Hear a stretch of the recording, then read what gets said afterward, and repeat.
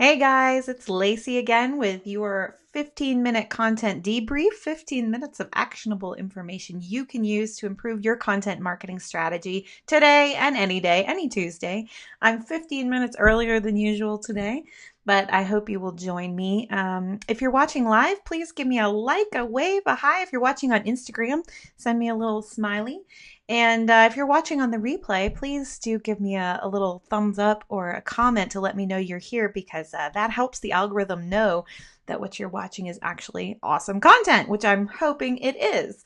So if you like what you see, be sure to give me a like or a comment to let me know and let Facebook and Instagram know that it's good stuff.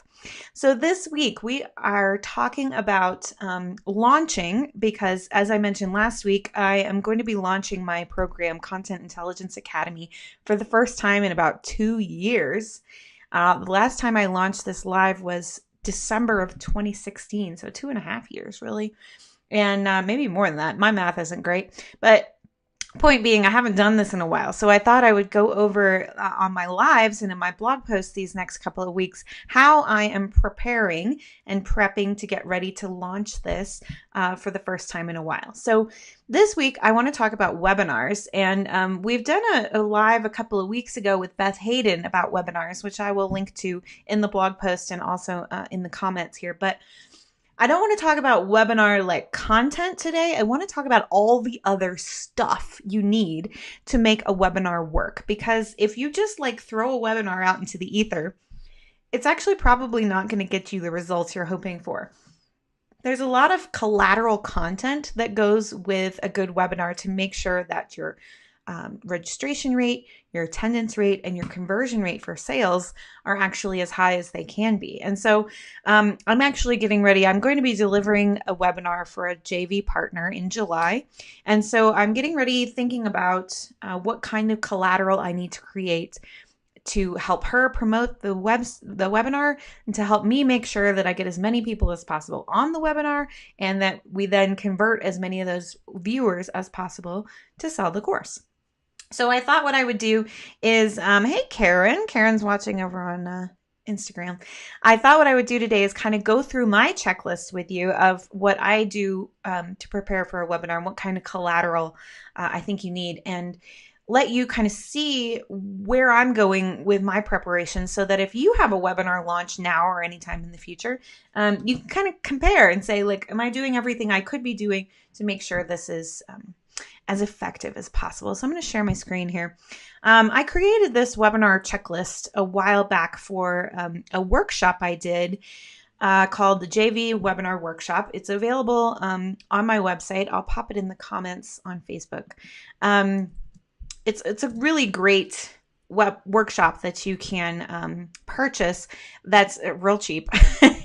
And it's 2 hours of me and Jamie DeBose from Zenplicity talking about how to put together a really great JV webinar email funnel, basically, and lots of other stuff that goes with it.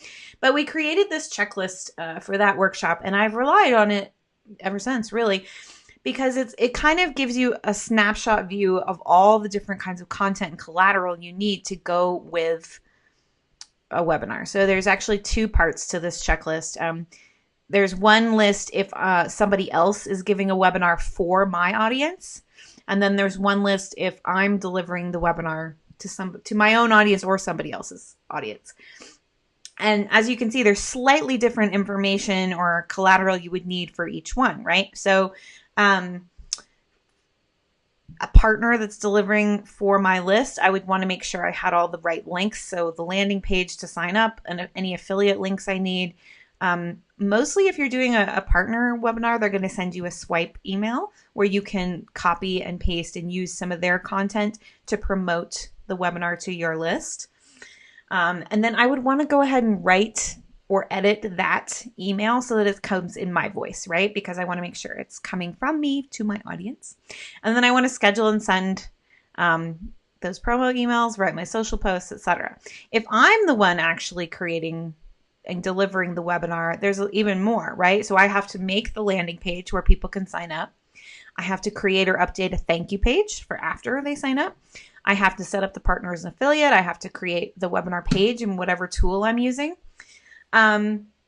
And then I have to create the promo emails that I'm going to give to my partners. I have to create the follow-up email sequences, et cetera, et cetera, et cetera. So there's quite a lot of content that has to be created besides like your slide deck and your presentation, right? So your webinar prep doesn't stop when you've got the slide deck done and the speech done, right?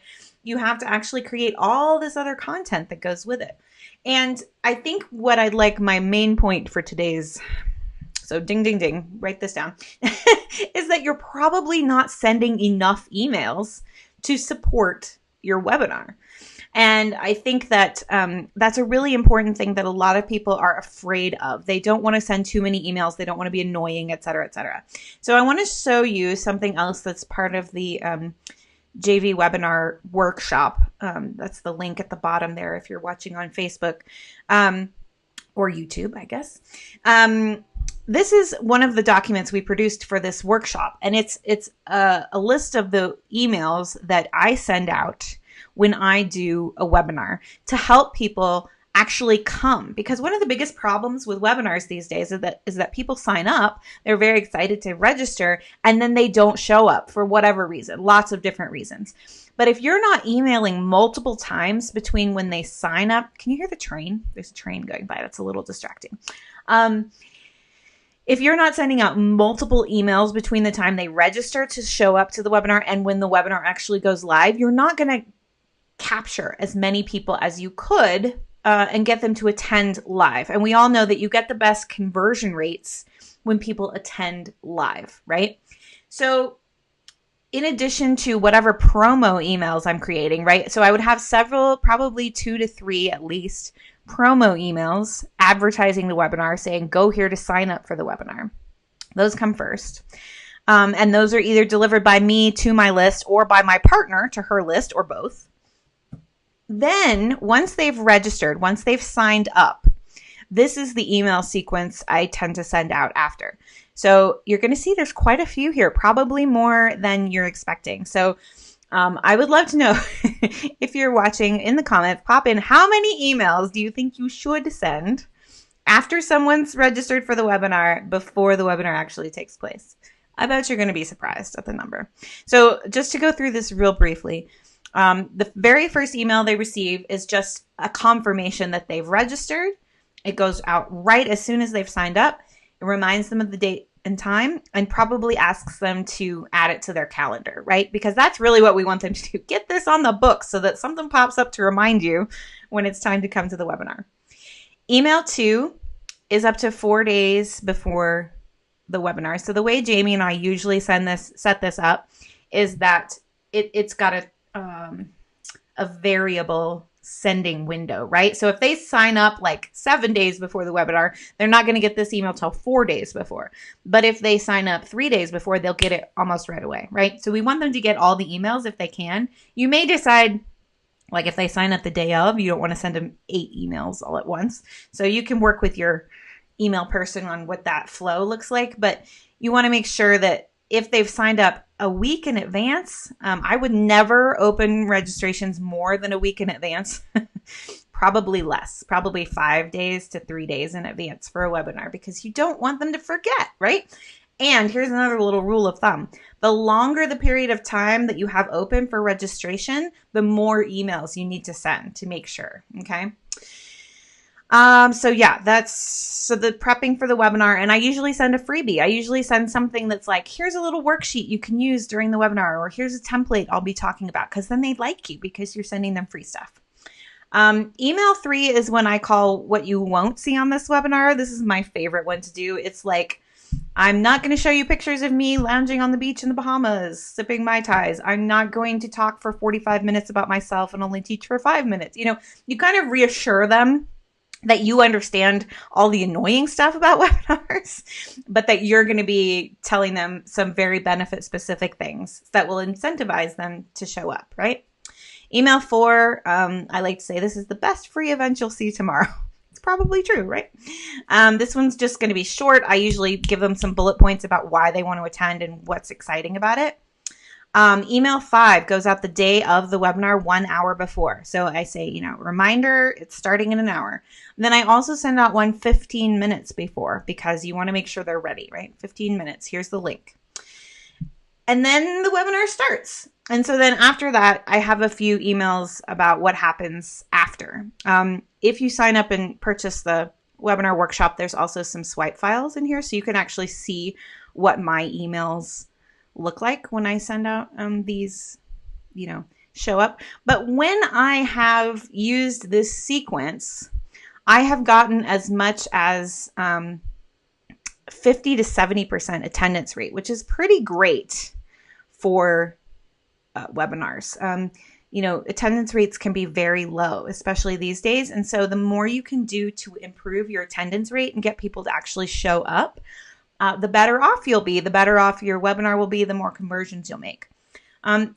Also, P.S., it doesn't stop there, right? So you've gotten them on the webinar, but then on the webinar, in theory, you're making a pitch, right? You're trying to sell something. So then after the webinar, you need to send a sequence of sales emails to continue the pitch, remind them of the offer, remind them of any deadlines. If you have bonuses that expire or anything like that, you want to send those. I mean, you might send a typical sales sequence for us when we're writing one for a client is between 8 and 12 emails, depending on the length of the cart open period. So you may be sending as many as 24 emails to support one webinar. Now, how does that feel to you? Does that make you scared? Does that make you say, wow, that's way too many? That's scary. I don't like it.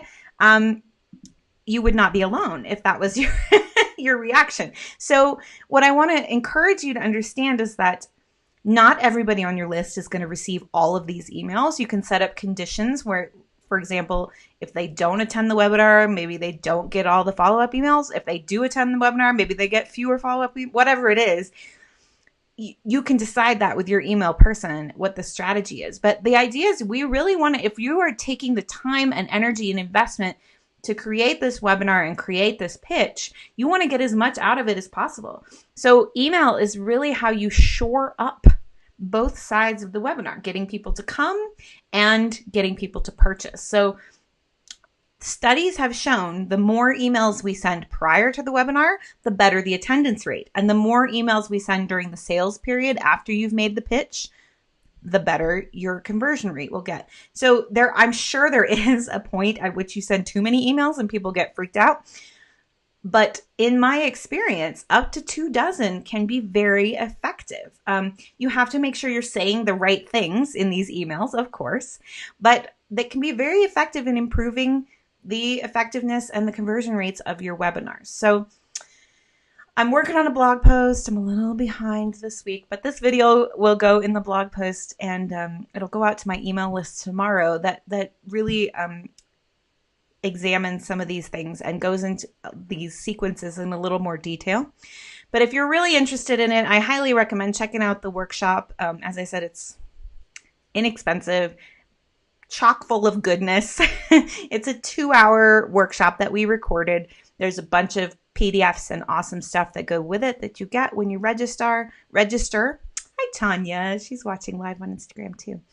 And if you're interested in that, please check it out. And but look for the blog post a little bit later this week. If you're not already on my list, you can head over to lacyboggs.com, sign up to get emails, and you'll have that blog post delivered directly to you. Next week, I am out of town, so we are not going to be live next week. But the following week, I'll probably be talking about how I write the swipe file emails for my webinar partners. So if you are interested in this kind of JV webinar partnership dealio, you'll be excited to tune in 2 weeks. Let me look at my calendar. That will be Tuesday the 18th. So I will be here at my normal time, noon Mountain Time, which is 11 a.m. Pacific, 2 p.m. Eastern. And I will see you in 2 weeks. Talk to you soon. Bye.